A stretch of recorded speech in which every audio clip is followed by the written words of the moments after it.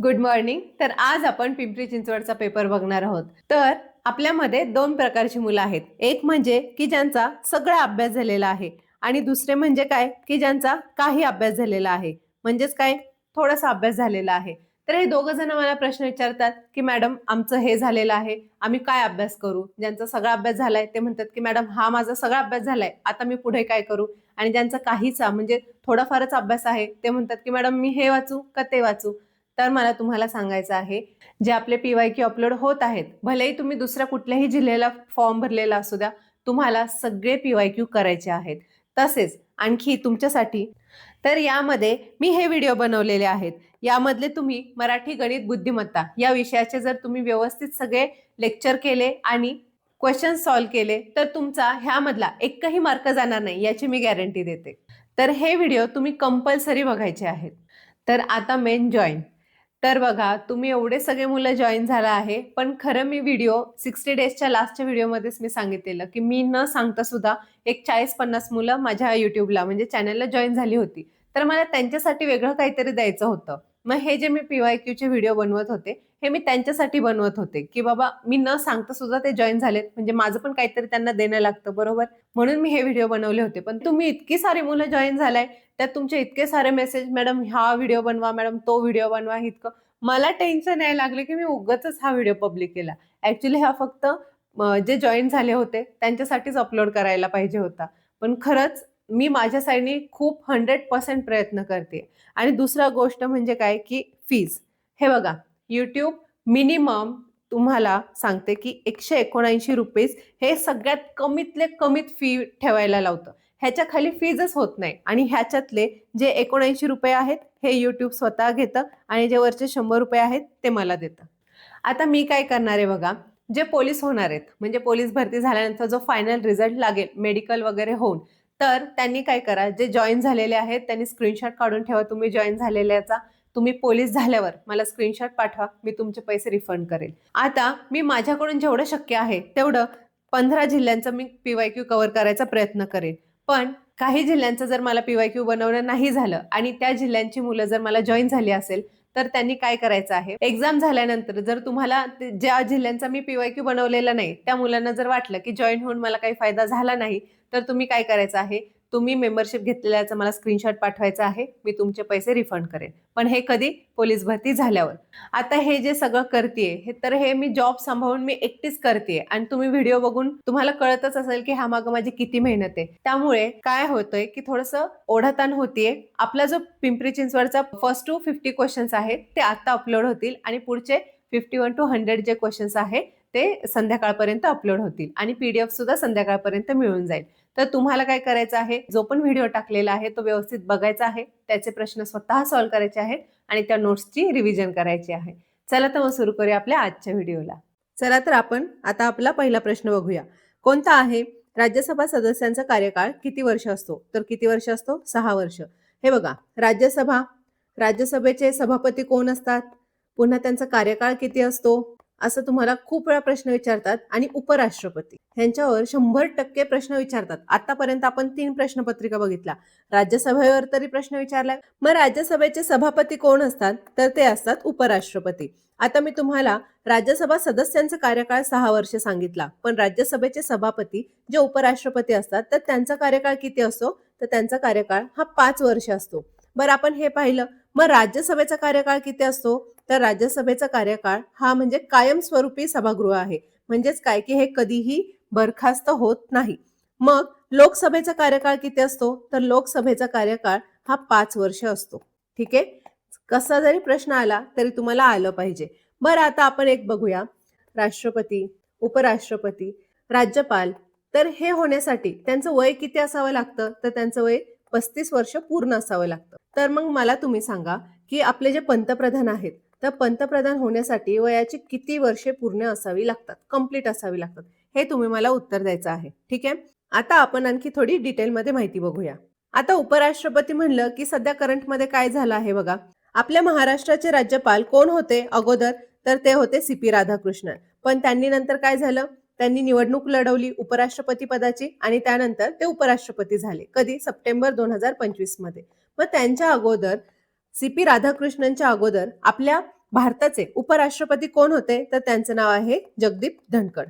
आता मी तुम्हाला खूप वेळा एक प्रश्न विचारला आहे की सध्याचे जे सी.पी. राधाकृष्णन आहे तर ते कितवे उपराष्ट्रपती आहेत? तर तुम्ही मला त्याचं उत्तर द्यायचंय की ते कितवे उपराष्ट्रपती आहेत. ठीक आहे. उपराष्ट्रपती निवडणूक मध्ये कोण कोण सामील होतं? मग त्याच्यामध्ये फक्त संसद सदस्य म्हणजे फक्त खासदार वोट करतात. कोणासाठी? तर उपराष्ट्रपतीसाठी. मग कोण मतदान करत नाही? तर विधानसभेचे आमदार हे मतदान करत नाही. ठीक आहे. तुम्हाला ह्याच्यावर सुद्धा प्रश्न विचारण्याचे खूप जास्त चान्सेस आहेत कारण इथं मुलं कसं कन्फ्यूज होतात. तसंच उपराष्ट्रपती हे आपला राजीनामा कोणाकडे देतात? तर राष्ट्रपतींकडे सुपूर्द करतात. ठीक आहे. तुम्हाला ही बेसिक माहिती माहीतच पाहिजे. ठीक आहे. चला आता आपण पुढे बघूया.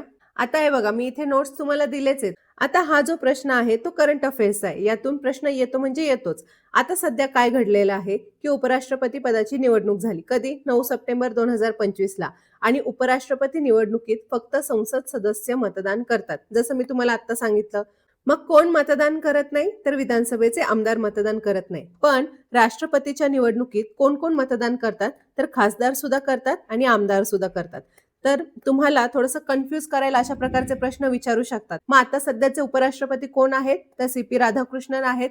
त्यांना किती मतं मिळाली? हे काही जास्त प्रश्न विचारणार नाही एक्झामला, पण तरी तुम्ही एकदा बघून ठेवा. आता हे मी जे तुम्हाला सांगितलं आहे तर हे जेव्हा तुम्ही लेक्चर बघून रिव्हिजन कराल तेव्हा तुम्हाला हे बघायचं आहे आणि त्याच्यानंतर जेव्हा तुम्ही रिव्हिजनसाठी नोट्स उघडाल तेव्हा तुम्हाला हे आहे म्हणजे काय क्विक रिव्हिजनसाठी मतदान करणारे खासदार, मतदान न करणारे आमदार, कोणासाठी? उपराष्ट्रपतींसाठी. ठीक आहे. तर ह्या सगळ्या गोष्टी तुम्हाला बघायच्या आहेत. चला आता आपण पुढे बघूया की राज्यसभेचे काय असतात? सभापती असतात. तसं लोकसभेचे अध्यक्ष असतात. अध्यक्ष म्हणजेच काय? यांना स्पीकर ऑफ लोकसभा असे म्हणतात. बघा खाली दिलंच आहे. तर भारताचे उपराष्ट्रपती सध्याचे कोण आहेत? सी.पी. राधाकृष्णन आहे. ते कितवे उपराष्ट्रपती आहेत? तर 15वे आहेत. मग याआधी जगदीप धनखड हे 14वे उपराष्ट्रपती होते. ठीक आहे. मग जगदीप धनखड यांनी आपला कार्यकाल पूर्ण होण्याआधीच राजीनामा दिला. तर कोणत्या कलमाअंतर्गत उपराष्ट्रपती राष्ट्रपतींकडे राजीनामा देतात? तर कलम 67 अ. ठीक आहे. तर हे तुम्हाला माहिती पाहिजे. आणि कोणत्या कलमामध्ये राज्यसभेचे सभापती आणि उपसभापती यांच्याबद्दल माहिती आहे? तर ते आहे कलम 89. ठीक आहे. राज्यघटनेचे कलम 89 हे तुम्हाला माहिती पाहिजे. आता आपण लोकसभेचे अध्यक्ष ह्यांच्याबद्दल माहिती बघूया. सध्याचे अध्यक्ष कोण आहेत? ओम बिर्ला आहेत आणि हे 18व्या लोकसभेचे अध्यक्ष आहेत. पण व्यक्ती म्हणून हे 17वे लोकसभा अध्यक्ष आहे. असं का? कारण त्यांची सलग दुसऱ्यांदा निवड झालेली आहे. आणि राज्यघटनेच्या कलम 93 मध्ये लोकसभेचे अध्यक्ष आणि उपाध्यक्ष यांच्याबद्दल माहिती आहे. तसेच ठीक आहे. तर हे जितक्या वेळा तुम्ही स्वतःला सांगाल, स्वतःबद्दल बोलाल तर ते तुम्हाला तितक्या वेळा कळत जाईल. आणि हे आहे आपलं डिटेलमध्ये की बाबा तुम्हाला एक्झाममध्ये कसं फसू शकतात हे मी तुम्हाला इथे दिलेलं आहे. एकदा तुम्ही जेव्हा नोट्स वाचाल तेव्हा एकदा बघून घ्या. चला आता आपण पुढे बघूया. आता आपला जो पुढचा प्रश्न आहे तो 2024 ला कसा विचारला होता? तर खालीलपैकी कोणत्या शहरात मुंबई उच्च न्यायालयाचे खंडपीठ नाही? हे बघा 2024 ला असा प्रश्न विचारला. 2023 ला सर्वोच्च न्यायालयातील सरन्यायाधीशांची नेमणूक कोण करतं? असा होता. आणि 2019 ला न्यायमूर्ती एन.व्ही. रमन्ना हे सर्वोच्च न्यायालयाचे कितवे सरन्यायाधीश आहे? असा प्रश्न होता. म्हणजेच काय की सर्वोच्च न्यायालय किंवा उच्च न्यायालय ह्याच्याबद्दल कंपल्सरी एक तरी प्रश्न विचारला म्हणजे विचारला जातोच. आता सध्या उच्च न्यायालयावर कसा प्रश्न विचारला जातो? मुंबई उच्च न्यायालयाचे सर्किट बेंच नवीन स्थापन झालेला आहे. मग तो सर्किट बेंच कुठं आहे? तर तो आहे कोल्हापूरला. मग त्यामुळे तुम्हाला आता कसा प्रश्न विचारू शकतात की बॉम्बे हायकोर्ट किंवा मुंबई उच्च न्यायालयाचे सर्किट बेंच कुठे स्थापन झालेले आहे? तर त्याचं उत्तर काय असणार आहे? कोल्हापूर असणार आहे. आता आपण आपल्या प्रश्नाकडे बघूया. खालीलपैकी कोणत्या शहरात मुंबई उच्च न्यायालयाचे खंडपीठ नाही? छत्रपती संभाजीनगरला आहे, नागपूरला आहे, पणजीला आहे. म्हणजे आपलं उत्तर येणार यापैकी नाही. तसेच तुम्हाला असंही विचारू शकतात की मुंबई उच्च न्यायालयाचं अधिकार क्षेत्र किती आहे? तर तो म्हणजे काय आहे? महाराष्ट्र, पूर्ण महाराष्ट्र आहे. त्याच्यानंतर गोवामध्ये सुद्धा मुंबई उच्च न्यायालयाचं काय आहे? अधिकार क्षेत्र आहे. दादरा नगर हवेली, दमन आणि दीव इथे सुद्धा मुंबई उच्च न्यायालयाचा अधिकार क्षेत्र आहे. तर ह्या गोष्टी तुम्हाला माहिती पाहिजे. आता कशा प्रकारे प्रश्न विचारू शकतात? तर सर्किट बेंचवर प्रश्न विचारू शकतात. ठीक आहे. मग आता तुम्हाला असाही प्रश्न विचारू शकतात की सध्या मुंबई उच्च न्यायालयाचे मुख्य न्यायाधीश कोण आहेत? तर त्यांचं नाव आहे श्री चंद्रशेखर. मग जे उच्च न्यायालयाचे न्यायमूर्ती असतात, मुख्य न्यायाधीश असतात, त्यांची नेमणूक कोण करतं? तर त्यांची नेमणूक राष्ट्रपतींद्वारे होते. मग सध्याचे आपले राष्ट्रपती कोण आहेत? द्रौपदी मुर्मू. आणि हे जे मुंबई उच्च न्यायालयाचे मुख्य न्यायाधीश असतात ते राजीनामा कुठे देतात, तर राष्ट्रपतींकडेच देतात, राज्यपालाकडे नाही. इथे कन्फ्युजन होऊ नका. हे कसं मुंबईमध्ये आहे म्हणजे राज्यपालाकडे देतील असं काही नाही. हे मुख्य न्यायाधीश जशी त्यांची नेमणूक राष्ट्रपतींद्वारे होते तसं ते राजीनामा सुद्धा राष्ट्रपतींकडेच देतात. हे तुम्हाला माहिती पाहिजे. तसंच त्यांना शपथ कोण देतं असा जर प्रश्न विचारला तर तुम्हाला आलं पाहिजे की मुंबई उच्च न्यायालय किंवा उच्च न्यायालयांच्या मुख्य न्यायाधीशांना शपथ हे राज्यपाल देतात. आता बघा उच्च न्यायालयावर आणखी एक प्रश्न बनू शकतो आणि आता उच्च न्यायालयावर आणखी एक प्रकारे प्रश्न बनू शकतो. तो म्हणजे काय की बघा दिल्ली उच्च न्यायालयाचे जे न्यायमूर्ती होते अगोदर त्यांचं नाव आहे वर्मा. तर ह्यांच्या घरी काय सापडलं, पैसे सापडले. तुम्हाला आठवतंय ना ती केस, बघा त्यांच्या घराला आग लागली होती आणि त्यामध्ये खूप पैशाचे रोकडच्या रोकड त्यांच्या घरी सापडले जळालेल्या अवस्थेत. मग त्यामुळं काय झालं की वर्मा ह्यांच्यावर सध्या महाभियोग ही प्रक्रिया चालू आहे. मग तुम्ही मला सांगा की महाभियोग ही प्रक्रिया कोणत्या कलमाअंतर्गत येते, त्याचं कलम मला तुम्ही सांगायचं आहे. हे मी तुम्हाला 60 डेजमध्ये खूप डिटेलमध्ये सांगितलं होतं. ही न्यूज पण खूप डिटेलमध्ये सांगितली होती. त्यामुळे याच्यावर आणखी एक प्रकारे प्रश्न येऊ शकतो की उच्च न्यायालयाचे जे न्यायमूर्ती असतात मुख्य न्यायमूर्ती, तर त्यांच्यावर महाभियोग ही प्रक्रिया कोणत्या कलमाद्वारे चालवली जाते, तर याचं उत्तर तुम्ही मला सांगायचं आहे. आता आपण पुढचा प्रश्न बघूया. 2023ला सर्वोच्च न्यायालय ह्याच्यावर प्रश्न विचारलेला होता. आता 2023ला सर्वोच्च न्यायालयातील सरन्यायाधीशांची नेमणूक कोण करतं असा प्रश्न विचारलेला. तर मी ऑप्शन घेतले नाही कारण आता सध्या सरन्यायाधीश वेगळे आहेत. मग सर्वोच्च न्यायालयातील सरन्यायाधीशांची नेमणूक ही राष्ट्रपतींद्वारे होते. मग आता सध्याचे सरन्यायाधीश कोण आहेत, तर न्यायमूर्ती सूर्यकांत. आणि न्यायमूर्ती सूर्यकांत हे कितवे सरन्यायाधीश आहेत, तर 53वे आहेत. ठीक आहे. मग तुम्हाला 51वे माहिती पाहिजे, 52वे माहिती पाहिजे. 51वे कोण होते, तर संजीव खन्ना. 52वे कोण होते, तर आता सध्या रिटायर झालेले गवई. हे आपले महाराष्ट्राचे होते, त्याच्यामुळे कदाचित यांच्यावर प्रश्न सुद्धा येऊ शकतो. ठीक आहे. चला आता आपण पुढचा एक प्रश्न बघूया की 2019ला न्यायमूर्ती NV रमन्ना हे सर्वोच्च न्यायालयाचे कितवे न्यायाधीश आहेत असा प्रश्न विचारलेला. मग कदाचित तुम्हाला ह्या वर्षी न्यायमूर्ती सूर्यकांत हे सरन्यायाधीश कितवे आहेत असा प्रश्न विचारू शकतात. तर तुम्हाला माहिती पाहिजे की 53वे. आता मी तुम्हाला जे सांगतेय ते विसरायचं नाही. जरी तुमचा अभ्यास झाला नसेल या अगोदर तर मी जे सांगतेय ते आता विसरायचं नाही. ठीक आहे. आता बघा मी नेहमी सांगते की आपण पोलीस भरतीची परीक्षा देतोय. आपल्या पोलीस भरतीला असंच एक 1 सेंटेन्स मध्ये प्रश्न असतात. फार काही जास्त रॉकेट सायन्स नसतं, त्यामुळे जास्त डोकं लावायचं नाही. जे बेसिक माहिती आहे ती तुम्हाला माहिती असलं पाहिजे, एवढंच पोलीस भरतीचं उद्दिष्ट असतं. आपल्याला स्ट्रगल कुठं करायला लागतं, फक्त ग्राउंडवर. कारण ग्राउंडवर खूप मेहनत आहे.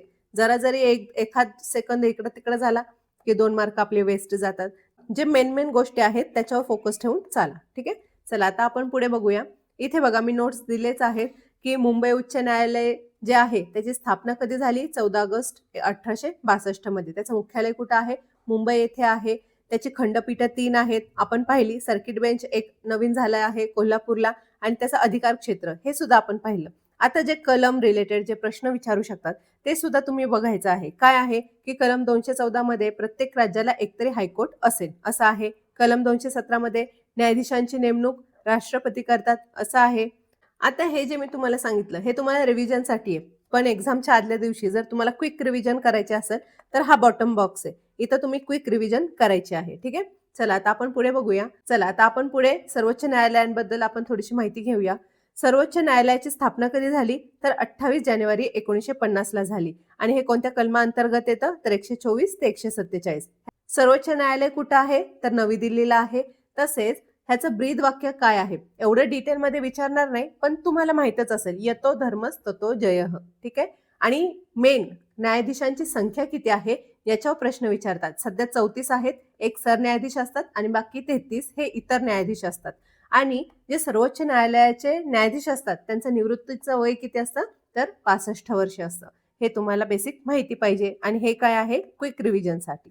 ठीक आहे. चला आता आपण पुढे बघूया. आता मी जे तुम्हाला आतापर्यंत सांगितलेलं आहे तेच मी थोडंसं डिटेलमध्ये तुमच्या नोट्समध्ये तुम्ही अभ्यास करताना ह्या गोष्टी तुमच्या नजरेखालून जाव्या म्हणून मी दिलेलं आहे. ठीक आहे. तर हे तुम्ही नोट्समध्ये बघून घ्या. चला आता पुढचा प्रश्न बघूया. आता 2024ला कसा प्रश्न विचारला होता, खालीलपैकी कोणते विधान योग्य आहे. भारतात पहिली निवडणूक ही 1952 साली झाली, जे की बरोबर आहे. निवडणुकीवर प्रश्न विचारला आणि यावर्षीही विचारणार. पुढे राज्यसभेचे सदस्य अप्रत्यक्ष निवडले जातात, जे की बरोबर आहे. आपण आताच पाहिलं बघा, राज्यसभा, लोकसभा ह्याच्याबद्दल आपण अगोदरच पाहिलं आणि पुन्हा एकदा ह्याच्यावर प्रश्न विचारला. म्हणजे किती इम्पॉर्टंट आहे बघा. राज्यसभेचे सदस्य अप्रत्यक्षपणे निवडले जातात, बरोबर आहे. ते लोकांतर्फे निवडले जात नाही, म्हणूनच काय आहे, अप्रत्यक्ष. पुढे हे पण बरोबर आहे. लोकसभेचे सदस्य थेट निवडले जातात, हे बरोबर आहे. लोकसभेचे सदस्य हे जनतेतून निवडले जातात, राज्यसभेचे सदस्य हे जनतेतून निवडले जात नाही. तर आता पुढे काय आहे, राष्ट्रपती लोकसभेचे सदस्य असतात. आता इथं तुम्हाला कन्फ्यूज करायला ह्यांनी हा प्रश्न टाकलेला आहे. राष्ट्रपती हे लोकसभा किंवा राज्यसभा ह्याचे कुठले सदस्य नसतात. भलेही लोकसभेचे आणि राज्यसभेचे सदस्य राष्ट्रपतींना निवडून देतात, पण राष्ट्रपती कुठलेही सदस्य नसतात. फक्त राज्यसभेचे पदसिद्ध सभापती हे उपराष्ट्रपती असतात. हे तुम्हाला माहिती पाहिजे. ठीक आहे. मग आपलं उत्तर काय आलं, अ, ब, क हे विधान योग्य आहे, म्हणून ऑप्शन क्रमांक 3 हे बरोबर आलं. आता 2023ला कसा प्रश्न विचारला होता, विधानसभेत समान मते पडल्यास निर्णायक मत देण्याचा अधिकार कोणाला आहे. बघा 2023ला सुद्धा विधानसभेवर प्रश्न होता, 2024ला सुद्धा विधानसभा, राज्यसभा याच्यावर प्रश्न आहे आणि अगोदर पण आपण पाहिले. म्हणजे हे खूप इम्पॉर्टंट आहे. याच्यातली कुठलीही एकही गोष्ट ऑप्शनला ठेवायची नाही. ठीक आहे. मग विधानसभेत जर समान मते पडली तर निर्णायक मत देण्याचा अधिकार हा विधानसभा अध्यक्षांना असतो. ठीक आहे. तर हे तुम्हाला लक्षात ठेवायचं आहे. तसेच राज्यसभा हे आपले वरिष्ठ सभागृह आहे आणि लोकसभा हे आपले कनिष्ठ सभागृह आहे. ठीक आहे. आता एक्झामिनर काय करतो, जसं सपोज 2023ला एखाद्या टॉपिकवर प्रश्न विचारला आहे, तर 2024ला किंवा नेक्स्ट इयरला एक्झामिनर कसा क्वेश्चन फ्रेम करतो, तर त्या टॉपिकच्या रिलेटेड जे पण ऑप्शन आहेत त्या ऑप्शनला घेऊन पुढच्या वर्षी प्रश्न बनवतो. असे आपण मुंबईला पण पाहिलं, पुण्याला पण पाहिलं आणि यावर्षीही होऊ शकतं. जसं की आता सध्या निवडणुकीचं वारं आहे, त्याच्यामुळे बघा इथं पण ऑप्शनमध्ये आहे, भारतात पहिली निवडणूक 1952 साली झाली. निवडणूक आलं की निवडणुकीच्या रिलेटेड प्रश्न विचारू शकतात. तर आपण बघूया की सध्या निवडणुकीबद्दल करंट अफेअर्स काय आहे. तर आता सध्याचे मुख्य निवडणूक आयुक्त कोण आहेत, तर त्यांचं नाव आहे ज्ञानेश कुमार. हे तुम्हाला माहिती पाहिजे. त्यांनी कार्यभार हा 19 फेब्रुवारी 2025 पासून स्वीकारला. आता 19 फेब्रुवारी म्हणलं की तुम्हाला आणखी काय आठवायला पाहिजे, तर आपल्या राज्याने जय जय महाराष्ट्र माझा हे राज्यगीत स्वीकारले आणि ते कधी स्वीकारले, तर 19 फेब्रुवारीला स्वीकारले. असं एकमेकांना इंटरलिंक करत जावा, तेव्हा तुमचा अभ्यास होणार आहे. ठीक आहे. मग ज्ञानेश कुमारच्या अगोदर कोण होते, chief election commissioner of India, तर त्यांचं नाव आहे राजीव कुमार. मुख्य निवडणूक आयुक्त हे एक असतात आणि बाकीचे निवडणूक आयुक्त हे 2 असतात. कोण आहेत त्यांची नावं एकदा बघून घ्या. सुखबीर सिंग संधू आणि विवेक जोशी हे 2 निवडणूक आयुक्त आहेत. आता तुम्हाला एक्झाम ओरिएंटेड कोणत्या महत्वाच्या नियुक्त्या विचारू शकतात बघा. तर महालेखापाल कोण आहेत असा प्रश्न विचारू शकतात. तर सध्या के संजय मूर्ती हे महालेखापाल आहेत. यांनाच कॅग असे म्हणतात. कॅगचे प्रमुख कोण आहे असा पण प्रश्न विचारला जातो. तसेच आपल्या इंडियाचे अटॉर्नी जनरल कोण आहेत, तर त्यांचं नाव आहे आर व्यंकटरमणी. पुढे फायनान्स कमिशन 16वा वित्त आयोग याचे अध्यक्ष कोण आहेत, तर त्यांचं नाव आहे अरविंद पानगढिया. ठीक आहे. तर ह्या सगळ्या गोष्टी माहिती पाहिजे. तसंच बघा नीती आयोगाचे प्रमुख कोण आहेत, हे आपल्याला तर सगळ्यांना माहिती आहेत. भारताचे पंतप्रधान हे नीती आयोगाचे प्रमुख असतात. मग अध्यक्ष कोण आहेत, उपाध्यक्ष कोण आहेत हे तुम्हाला माहिती पाहिजे. तर उपाध्यक्ष कोण आहेत, सुमन बेरी, आणि अध्यक्ष कोण असतात, आपल्या भारताचे पंतप्रधान. सीईओ कोण आहेत, म्हणजेच काय, मुख्य कार्यकारी अधिकारी, तर त्यांचं नाव आहे बी सुब्रमण्यम. ठीक आहे. तर ह्या सगळ्या गोष्टी तुम्हाला लक्षात ठेवायच्या आहेत. हे आहे आपले क्विक रिव्हिजनसाठी बॉक्स. ठीक आहे. चला आता आपण पुढे बघूया. आता जे मी तुम्हाला एक्सप्लेन केलं त्या रिलेटेड इथं नोट्स आहेत, एकदम डिटेलमध्ये आहेत, ज्या तुम्ही रिव्हिजनसाठी यूज करायच्या आहेत. ठीक आहे. आता आपला पुढचा प्रश्न काय आहे, आचारसंहिता भंगाच्या तक्रारी देण्यासाठी निवडणूक आयोगाने खालीलपैकी कोणते ऍप नागरिकांकरिता उपलब्ध करून दिले आहे. बघा सध्या निवडणूक आयोग खूप जास्त चर्चेत आहे आणि तब्बल 9 वर्षांनी आपले स्थानिक स्वराज्य संस्थेच्या निवडणुका होत आहेत. त्याच्यामुळे ह्या वर्षी सुद्धा निवडणूक आयोगावर 100% 1 ते 2 प्रश्न येणार म्हणजे येणारच. त्यामुळे तुम्हाला ह्या सगळ्याची तयारी करायची आहे. आता आपण प्रश्न बघूया की आचारसंहिता भंगाच्या तक्रारी देण्यासाठी कोणते ऍप नागरिकांकरिता उपलब्ध केले, तर त्याचं नाव आहे सी विजिल. म्हणजे ह्याचा फुल फॉर्म काय आहे, सिटीझन विजिल. आता पुढचं आहे सचेत. सचेत हे काय आहे, तर हे आरबीआयचं पोर्टल आहे, म्हणजेच काय, रिझर्व्ह बँकेचं पोर्टल आहे. आता पुढे आहे सचेत. सचेत हे काय आहे, तर हे आरबीआयचं पोर्टल आहे. व्हीव्हीपॅट. व्हीव्हीपॅटवर मुंबईला प्रश्न विचारलेला आहे की व्हीव्हीपॅटचं फुल फॉर्म काय आहे, तर तुम्हाला माहिती आहे का, ह्याचा फुल फॉर्म आहे voter verified paper audit trial. ठीक आहे. तर ही एक मशीन आहे. कवच. कवच हे रेल्वेतर्फे एक लावलेलं अँटी कोलिजन सिस्टीम आहे. म्हणजेच काय की रेल्वेंवर कवच हे अँटी कोलिजन सिस्टीम इन्स्टॉल करणार, म्हणजे एकमेकांना ते धडकू नये म्हणून. ठीक आहे, तर ह्या गोष्टी तुम्हाला लक्षात ठेवायच्या आहेत. आता पुढचा प्रश्न 2019ला कसा विचारला होता? भारतीय राज्यघटनेत कोणत्या कलमात निवडणूक आयोगाची तरतूद आहे? तर कोणत्या कलमात आहे? कलम 324. आता बघा, निवडणूक आयोग खूप चर्चेत आहे. मी मागं सांगितलं, त्याच्या रिलेटेड खूप सारे प्रश्न विचारू शकतात. कलम 315 हे कशाशी रिलेटेड आहे? तर या कलमानुसार केंद्रात UPSC आणि राज्यात MPSC ची स्थापना केली जाते. UPSC आणि MPSC हे लक्षात ठेवायचं आहे. कलम 317 कशाशी रिलेटेड आहे? तर UPSC किंवा MPSC यांच्या सदस्यांना किंवा अध्यक्षांना पदावरून दूर करण्याची, म्हणजेच काय, बडतर्फ करण्याची प्रक्रिया यामध्ये दिलेली आहे. आता तुम्ही मला सांगा की MPSC चे नवीन अध्यक्ष कोण आहेत? आता यांच्यावर प्रश्न येऊ शकतो, कारण आत्ताच नुकतीच त्यांची नियुक्ती झालेली आहे. त्यामुळे ह्याचं उत्तर तुम्ही मला द्यायचं आहे. आणि MPSC मध्ये सध्या रिफॉर्म्स पण चालू आहेत, म्हणजे काय, थोडेसे चेंजेस वगैरे, त्याच्यामुळे याच्यावर प्रश्न यायचे चान्सेस आहेत. चला आता आपण पुढे बघूया. हे मी नोट्स दिलेले आहेत. तुम्हाला आणखी एक गोष्ट लक्षात ठेवायची आहे की 25 जानेवारी हा राष्ट्रीय मतदार दिवस म्हणून साजरा केला जातो. ठीक आहे, जे नवीन नवीन दिवस ऍड होतात ते तुम्हाला लक्षात ठेवायचे आहेत. इथं मी VVPATचा जो फुल फॉर्म आहे आणि काय त्याच्याबद्दल माहिती आहे ते मी नोट्समध्ये दिलेले आहेत. चला आता आपण पुढचा प्रश्न बघूया. आता आपला पुढचा प्रश्न कशाशी रिलेटेड आहे बघा. विक्री किंमत आली म्हणजेच काय? नफा व तोटा या टॉपिकवर आहे. नफा व तोटा या टॉपिकवर दरवर्षी एक तरी कमीत कमी प्रश्न येतोच. 2023ला पण विचारला होता, 24ला पण विचारलेला आणि 2021ला पण विचारला होता. तो मी मागे घेतलेला आहे, म्हणजे जसं जसं आपण पुढे जाऊ तसं तसं ऍड केलेलं आहे. एकाच वेळी सगळं घेतलं की थोडंसं काय होतं, जम्बलिंग होतं. आता बघा, नफा व तोटा ह्याच्यामध्ये तुम्हाला काय माहिती पाहिजे? नफा कधी होतो? तर नफा व तोटा हा नेहमी खरेदी किंमतवर मोजला जातो, हे तुम्हाला माहिती पाहिजे. तसेच तसेच जेव्हा केव्हा सूट किंवा डिस्काउंट दिला जातो तर तो नेहमी MRP वर असतो, म्हणजेच काय, छापील किमतीवर असतो. या गोष्टी तुम्हाला बेसिक माहिती पाहिजे. आता आपण प्रश्न सॉल्व्ह करूया. आपला पहिला प्रश्न काय आहे? 2024ला कसा विचारला होता की 1260 रुपयात माल खरेदी केला, विक्री खर्चासह 140 रुपये खर्च आला, नफा 15% मिळावा तर विक्री किंमत किती? म्हणजेच काय की 1260 रुपये ही आपली खरेदी किंमत आहे, त्याच्यात विक्री खर्च 140 रुपये आणखी आला, मग त्यांनी तो टोटल माल किती रुपयात खरेदी केला? तर 1400 रुपयात तो माल खरेदी केला. आता बघा, ह्या 1400वर आपल्याला किती टक्के नफा पाहिजे? 15% नफा पाहिजे असेल तर 100 अधिक नफावाले टक्के ऍड करायचे, आणि जर तोटा झाला असेल तर 100 वजा तोटावाली किंमत ऍड करायची असते. आता नफा झाली म्हणजे काय झालं? 100 अधिक 15 म्हणजे टोटल किती नफा पाहिजे आपल्याला? 115% नफा पाहिजे. मग आपल्याला विक्री किंमत किती असा प्रश्न विचारलाय. काय करायचं? सिंपल कटछटच करायचे, दुसरं काय आहे का इथे? नाही. या शून्याला हा शून्य गेला. 14 पंचे 70, 14 1 14, 7 4 11, हातचा आला 1 आणि 14 1 14, 4 2 6. म्हणजेच काय की आपल्याला विक्री किंमत ही 1610 ठेवली तरच तुम्हाला 15% नफा होणार आहे. ठीक आहे, किती आलं बघा. एक वन लाईनर आहे फक्त. एवढे सिंपल प्रश्न येतात, हे मला तुम्हाला सांगायचंय. त्याच्यामुळे तुम्ही जास्त काही घाबरायचं नाही. पोलीस भरती आपली खूप सोपी असते. आता 2023ला कसा प्रश्न विचारलेला?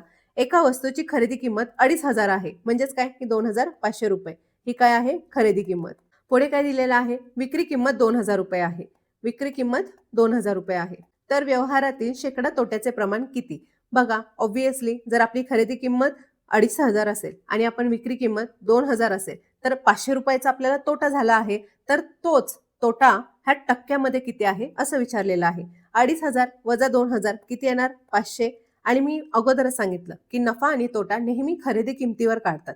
मग आपली खरेदी किंमत किती आहे? 2500 गुणिले 100, का तर आपल्याला टक्क्यामध्ये काढायचंय. काय करायचं? सिंपल कटछाट करायचे आहे. 0 0 25 दुने 50, म्हणजे आपलं उत्तर काय येणार? 20%. म्हणजे माझं उत्तर काय आलं? 20% तोटा होणार आहे. ऑप्शन क्रमांक 1 हे माझं उत्तर आलं. किती इझी आहे, उगाचच तुम्ही घाबरता लेखीला. एवढे सोपे प्रश्न येतात. चला आता आपण पुढचा प्रश्न बघूया. इथे बघा, मी तुम्हाला नोट्स दिले आहेत. हे नोट्स तुम्ही रेफर करा. जर तुम्हाला आलं नाही तर हे नोट्स तुम्ही रिव्हिजनसाठी वापरायचे आहेत. आता आपण पुढचा प्रश्न बघणार आहोत. आता या प्रश्नामध्ये मी तुम्हाला दाखवणार आहे. बघा, 2024ला जो प्रश्न विचारलेला आहे तोच सेम 2023ला विचारला गेला होता. म्हणजे as it is copy pasted प्रश्न आहे. आणि मला एक गोष्ट सुद्धा लक्षात आली. पुण्याचा जो पेपर सेट केला आहे त्यांनी 2019 आणि 2021 ह्यांचे जे क्वेश्चन पेपर आहेत ना, त्यांच्या टॉपिकवरच सेम ॲज इट इज प्रश्न 2024ला विचारले. म्हणजे तेच नाही विचारले, पण त्याच्या रिलेटेडच त्या टॉपिकवर प्रश्न विचारलेले आहेत. त्यामुळे तुम्ही व्यवस्थित ह्याचं विश्लेषण करा, व्यवस्थित ते टॉपिक क्लिअर करायचं आहे. ठीक आहे, चला आता आपण काय करूया, आपला प्रश्न सॉल्व्ह करूया. इथे सॉल्व्ह करूया, तिकडे जागा नाहीये. तर आपला प्रश्न काय आहे, आपला प्रश्न काय आहे की पोलीस प्रशिक्षण केंद्रामध्ये जितके प्रशिक्षणार्थी होते तितकेच त्यांनी रुपये वर्गणी दिली. ठीक आहे. आता बघा, जर एक मुलगा आहे, जर त्याने 1 रुपयाच दिला तर त्याची वर्गणी 1 होणार. 2 मुलं आहेत, त्यांनी जर 2 वर्गणी दिली तर त्यांची टोटल वर्गणी किती होणार? 2 गुणिले 2 किती? 4. 3 मुलं आहेत, त्यांनी 3 वर्गणी दिली तर बघा त्यांची किती होणार टोटल? 9. म्हणजेच जेवढे प्रशिक्षणार्थी आहेत त्यांनी जर तेवढीच वर्गणी दिली, तर मला काय म्हणायचं आहे, जर सपोज आपण प्रशिक्षणार्थी एक्स पकडले तर आपली वर्गणी कशी होणार आहे? X square. म्हणजेच काय की प्रशिक्षणार्थी जेवढे आहेत त्यांचा वर्ग, कारण ते त्यांच्या प्रशिक्षणार्थीच्या संख्येप्रमाणेच ते वर्गणी देत आहेत म्हणून. आलं लक्षात? ही बेसिक गोष्ट. आता आपण पुढे बघूया. त्यामध्ये कवायत निदेशक म्हणजेच आपले असा ड्रिल इन्स्ट्रक्टर यांनी आपले 91 रुपये घालून टोटल 2116 रुपये विकास निधीसाठी प्राचार्य यांच्याकडे जमा केले. तर प्रत्येक प्रशिक्षणार्थीने किती रुपये दिले असा प्रश्न विचारलेला आहे. आता बघा, डीआयने 91 रुपये दिले. आपण काय करूया, डीआयचे रुपये प्रत्येकाला देऊन टाकूया. बाकी जे राहतील तो कोणाचा तरी वर्ग असेल, बरोबर, आणि तो ज्याचा वर्ग असेल तीच असेल प्रशिक्षणार्थींची संख्या. आता आपण सॉल्व्ह करूया. 2116 मधून आपण काय करूया, 91 वजा करूया. 6तून 1 गेला 5, 9 2 11, 0 2025. आता 2025 माझ्या ओळखीचा वर्ग आहे. कोणाचा आहे? मी तुम्हाला अगोदर सांगितलेलं वर्ग कसा काढायचा आणि वर्गमूळ कसं काढायचं. 25 आहे म्हणजेच काय की शेवटी 5 असणार आहे, बरोबर. एककात 5 असणार आहे. आता ऑप्शन मध्ये एककात 5 असणारी संख्या कुठली आहे, तर फक्त आणि फक्त ऑप्शन क्रमांक ड हाच आहे. बघा 45 रुपये. बाकी कुठं ऑप्शन मध्ये एककामध्ये 5 आहे का? तर नाहीये. टोटल विद्यार्थी संख्या किती आहेत, प्रशिक्षणार्थी संख्या, तर ते आहे 45. ठीक आहे. आणि 45 प्रशिक्षणार्थींनी 45 रुपये प्रत्येकी दिले आणि डीआय यांनी आपले 91 रुपये घातले. ठीक आहे. खूप सोपा प्रश्न होता, खूप सोपा. फक्त समजून तुम्ही किती घेताय त्याच्यावर डिपेंड आहे. आता आपण पुढचा प्रश्न बघूया. आता आपला पुढचा प्रश्न काय आहे, 2023 ला तर ऍज इट इज विचारला होता. ह्याचं पण उत्तर काय येणार? 45 रुपये. बघा, पीवायक्यू अनालिसिस म्हणून इम्पॉर्टंट असतं की मागचे क्वेश्चन्स ऍज इट इज विचारले जातात. आता 2019 ला कसा प्रश्न विचारलेला, एक दोरी 7 ठिकाणी कापली असता तिचे किती तुकडे होतील? एक दोरी आहे, बरोबर, तिचे 7 तुकडे केले म्हणजे तिचे किती तुकडे होणार? एक आपण इकडे मारूया, 1 2 3 4 5 6 7. आता इथे शेवटी मारायची गरज आहे का? तर नाही, कारण ही जी आहे ती ऑटोमॅटिकली डिटॅच होणार आहे, ऑटोमॅटिकली एक वेगळा तुकडा होणार आहे. मग किती तुकडे झाले? 1 2 3 4 5 6 7 आणि 8. म्हणजे एक दोरी 7 ठिकाणी कापली असता तिचे टोटल 8 तुकडे होतील. ठीक आहे. चला, आता नेहमी लक्षात ठेवा की जेव्हा असे तुकड्यांचे वगैरे असे प्रश्न येतात तेव्हा नेहमी काय करायचं की ती दिलेल्या तुकड्यांपेक्षा एक जास्त असते, म्हणजे ती किती ठिकाणी कापली त्याच्यापेक्षा नेहमी एक जास्त असते, हे लक्षात ठेवायचं आहे. चला आता आपण पुढे बघूया. इथे मी बघा सॉल्व्ह करून दिलेले आहेत, तुमच्या रिव्हिजनसाठी हे तुम्ही यूज करा.